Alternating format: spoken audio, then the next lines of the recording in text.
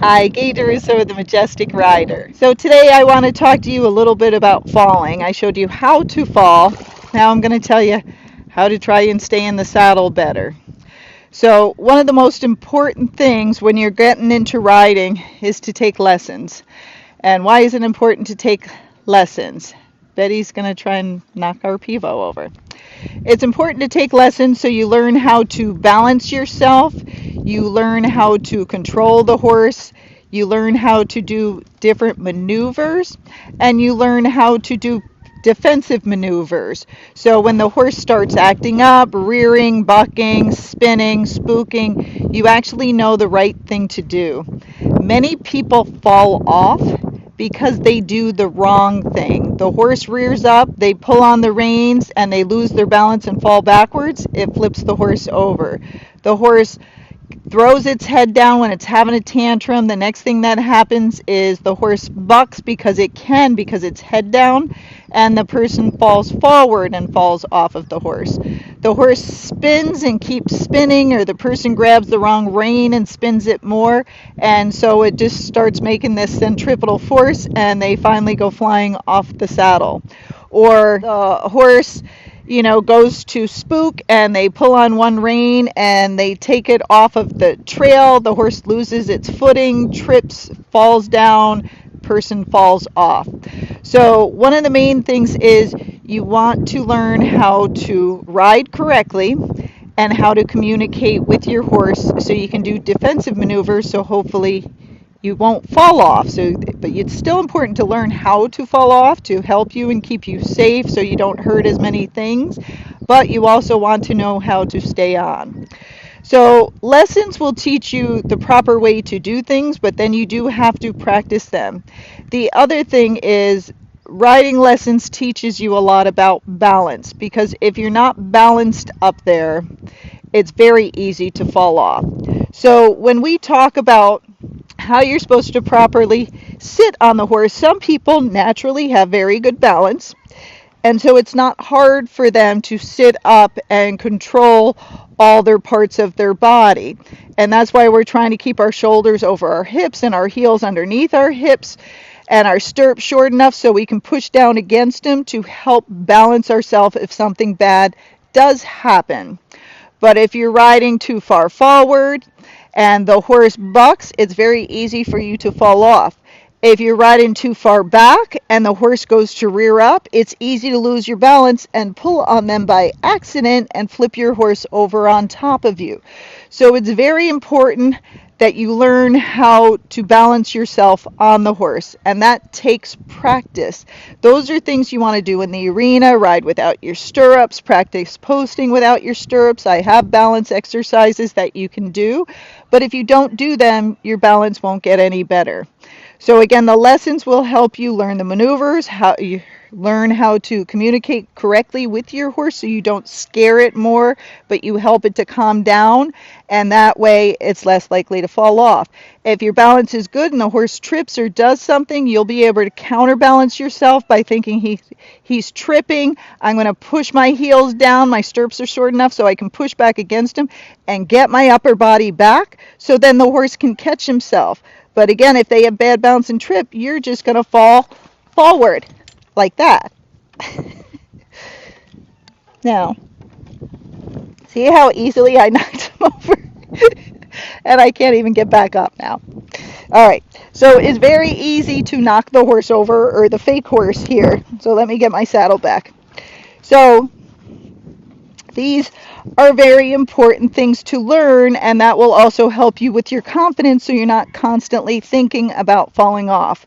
When you don't know how to ride, when you don't know how to control the horse, when you don't know how to balance yourself, thinking about falling off or you've fallen off and had a bad accident is in the back of your mind all the time. So the other thing you have to do is you learn these things to help you, but then also you focus on what you're doing at the moment. You cannot think I'm going to fall off every 2 minutes. You have to focus on, my horse is getting a little nervous, I'm going to leg yield it and give it a job. My horse is going a little fast, I'm going to serpentine it and give it something to do. The worst thing to do, and why a lot of people also fall off, is the horse starts to do something, the person panics, gets scared, and they turn into a statue. So they freeze, and they want to grab on, which throws our balance off, and then they fall forward on the horse, and then the horse does something and they just fall off.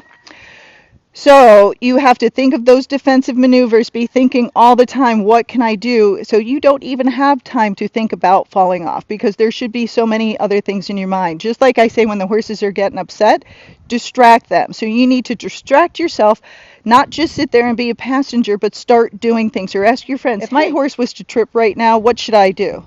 Oh, you'd push your feet forward, push yourself back, get that horse's head up. That's what you do. And then you practice, okay, I'm going to walk behind him and I'm going to go like this every once in a while, just to get the muscle memory and start practicing. But you have to learn those things in practice. Now, you can practice on the horse, you can practice on the fake horse, but you can also practice other places. To have good balance, again, you want to practice things like, can I stand on one leg? Now, I could do it with my arms out, but could I do it with my hand on my hips? Could I do it with my hands on my head? If you're starting to lose your balance already, then you know my balance probably isn't that good, so I got to practice it more. Hold my leg up, put my hands on my head, counterbalance myself, and start doing these things when you're bored, when you're waiting in line at the grocery store. They might think you're weird, but who cares? Start balancing yourself on one foot. Then do it on your other foot, okay? Now, you start easy where your leg's close to the ground so you can put it back down if you start to lose your balance, and then you pick it back up. Over time, if you keep doing this every day, you'll be surprised how fast you can start to balance yourself so much better. The tires that I set up for the horse, walk through them every day. Sure, you're going to trip and fall on them in the beginning, but that's okay. Learn how to place your feet better, get your coordination better, get your proprioception better, okay? Then you can start doing harder exercises. Once you can do that, then you might be like, I'm going to stand on one leg and I'm going to put my arm out. Let me see if I can do this. I'm going to pick my leg up. How long can I do this for? And then you time it, and then you add more time on each day. Then you go, let me do it on the other side. Is the other side of me just as balanced? Because you have to be able to do things like that to balance yourself. There's balance pads that you can get, and you can stand on and do exercises on them. But you have to be motivated. You have to be proactive. If you're just like, I'm going to fall off, I'm going to fall off, I'm going to fall off, the problem is you're thinking about falling off instead of thinking, how am I not going to fall off? What can I do not to fall off? Okay?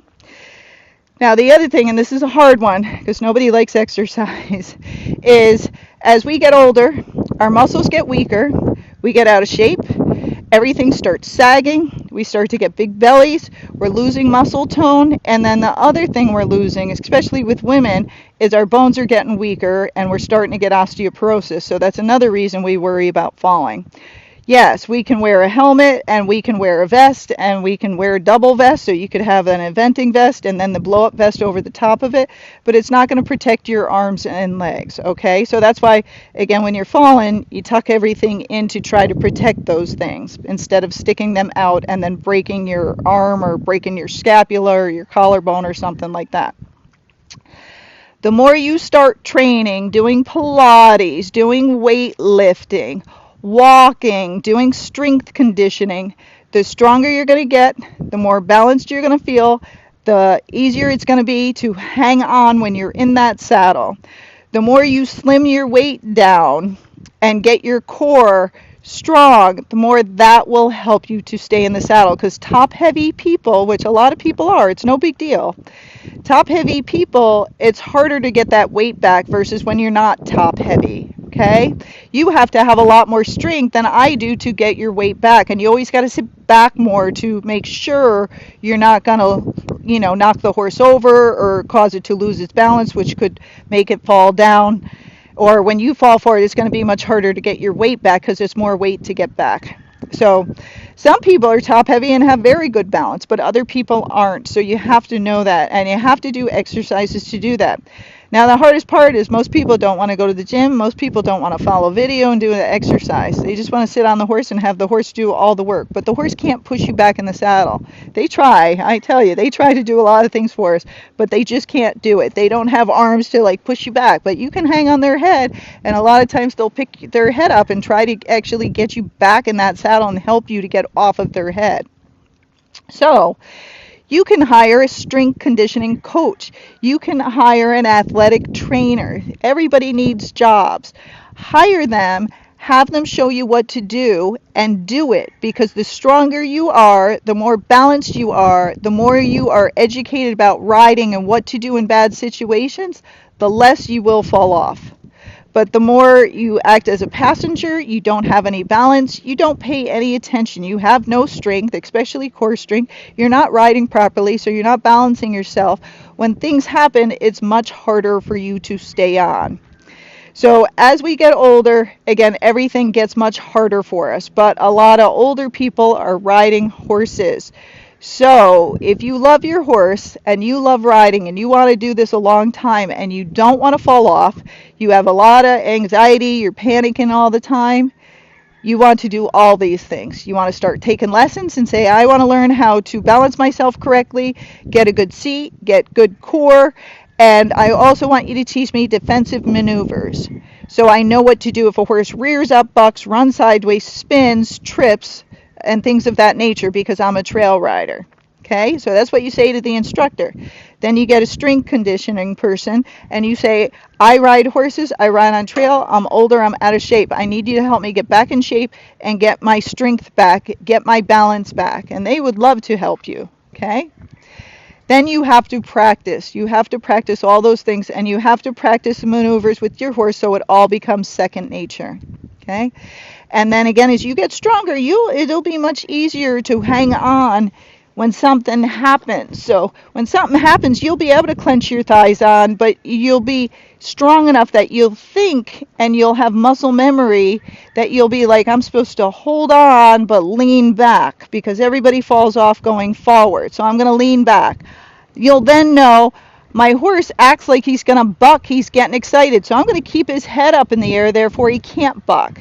My horse is going to rear, so I'm going to disengage its hindquarters, because then it can't rear, but it feels like he's going to rear, so I'm going to tilt a little forward, so if he does, I can wrap my arms around his neck so I won't throw him off balance and flip him over on top of me by accident. So again, the more you know, the stronger you are, the better your balance are, the more you practice, the less likely you're going to fall off. And it's very hard. If you've had a big trauma, and believe me, many of us have, we all have to work ourselves back through it. Everybody gets broken when we fall. Things just happen. But now there's safety vests and other things to help us. So you want to use those things, especially if you have osteoporosis, to help you, because our bones aren't as strong as men's.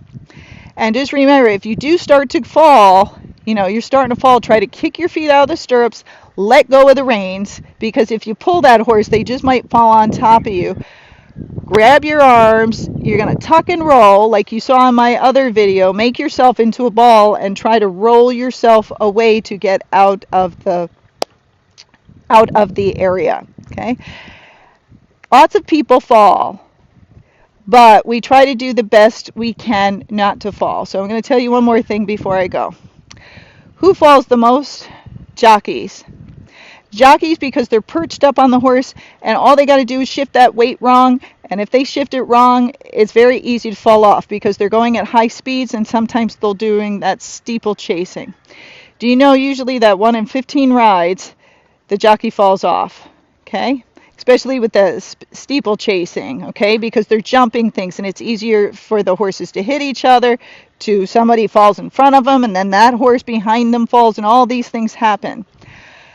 When you get bored, watch some videos like that with jockeys falling, and watch what they do as they're falling, because they practice, okay? They tuck and roll, and they try to roll themselves out of the way, and they try to tuck everything if possible. Now, sometimes you can't, but we know if we stick a leg out or an arm out, that it's very possible that we are going to break those things. So the more you tuck yourself in, roll in a ball, the horse is more likely to step over you, and the other horses don't step on top of you. Now, jockeys, even though they might fall 1 in 15 rides or something bad happens, get up there and they ride, okay? They also know that it's much harder as they get older. So as they get older, they got to be in better shape. They really got to stick to working on their strength training, their core, balance, doing all those things. It's not just the horse riding. They do lots of things in the gym to keep them strong because they know the stronger they are, even when they do fall, they'll have more muscle, they'll have more strength, they'll be able to roll faster, they'll be able to tuck faster and get out of that horse's way, and their bones will be so much stronger because strength training with weights and against resistance makes your bones stronger. So one last time. So if you're a passenger, you're an older lady, you're out of shape, you have osteoporosis, this video is for you. This video is a wake-up call. You don't want to fall off. So learn all the things I said, get yourself in condition, get working so you can ride for 20 more years and have a good time. Practice how to fall so you're not worried about it and becomes second nature.